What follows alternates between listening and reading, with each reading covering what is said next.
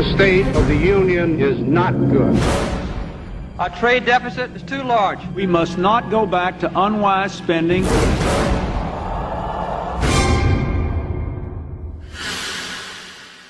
This is America.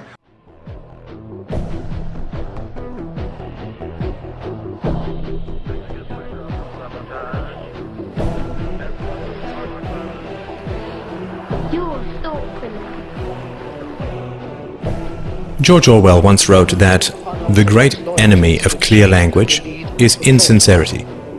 When there is a gap between one's real and one's declared aims, one turns, as it were, instinctively to long words and exhausted idioms, like a cuttlefish spurting out ink.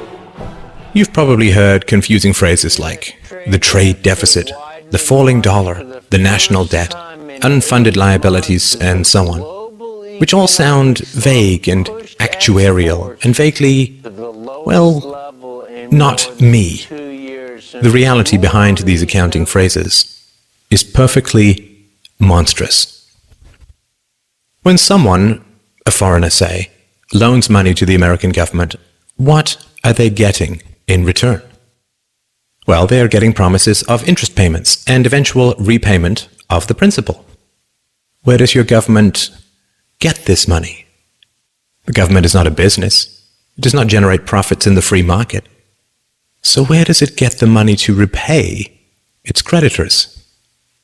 Are you beginning to understand that it is not dollars that are being sold, or bonds, or agency debt, or treasuries, or anything like that? Where is your government going to get the money to pay off its creditors? It's not pieces of paper, or contracts, or computer bits that are being sold. There is only one thing that the government has to sell. Governments have only one asset that they can use as collateral. Your leaders are selling you. When China lends $800 billion to your government, what they get in return is a guarantee that $10,000 plus interest will be taken from your family at gunpoint and shipped overseas.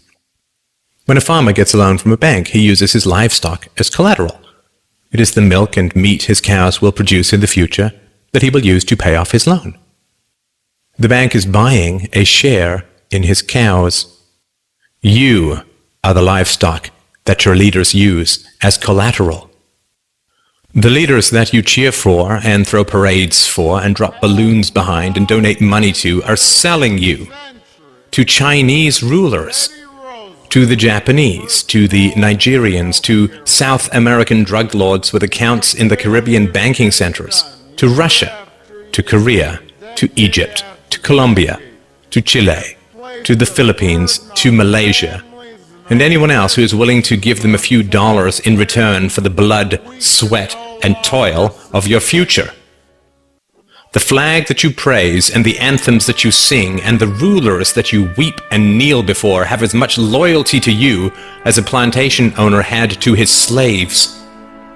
And sadly, plantation slaves had more pride than we do.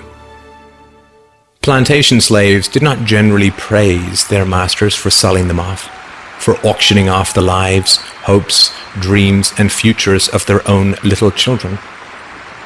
We can understand that cattle may lick the hand of the farmer who lowers an axe to its neck, because cattle are dumb beasts that cannot comprehend their real relationship with the farmer and his imminent plans for them.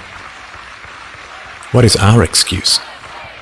When we chant, USA, USA, USA, when we cheer and bow and beg and scrape and sing and weep with joy that some new farmer now presides over the wholesale dismantling and sale of our family's futures, when we love with obsessive emptiness the leaders who laugh while they auction us off to every tin pot dictator and stockbroker the world over, what is our excuse?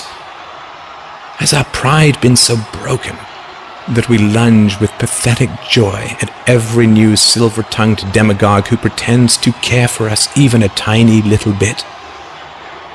In the future, our children will demand to know why we knelt and cheered as they were sold off on the auctioneer's block. This video, and my life's work, is my answer to my child. What's yours?